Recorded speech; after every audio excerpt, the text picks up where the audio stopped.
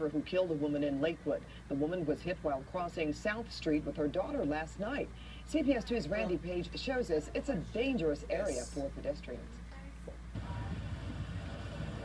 This is a common sight along this stretch of South Street in Lakewood. Lakewood Regional Medical Center is on one side of the street, shops and a parking lot on the other. The nearest crosswalk is more than a block away. We watched for just 10 minutes and saw 11 people running across this busy street. Last night, one pedestrian never made it to the other side.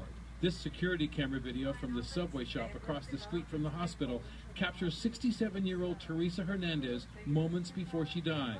Her daughter tells us her mother was hungry after taking her husband of 43 years to the hospital for a dialysis treatment. Moments after she left the Subway shop, as she was walking back across the street, just as we saw so many others do today, Teresa Hernandez was hit and killed by a hit-and-run driver who missed her daughter by inches.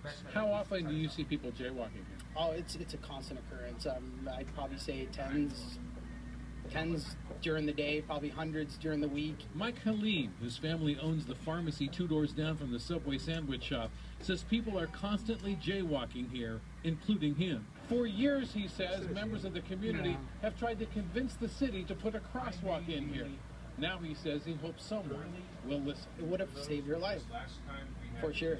For sure, and it could, hopefully save definitely lives in the future. Teresa Hernandez's children, who declined an on-camera interview, tell us their mother was devoted to her husband, Jorge. In fact, they say she devoted her life to caring for him. And they say they can't believe she's gone.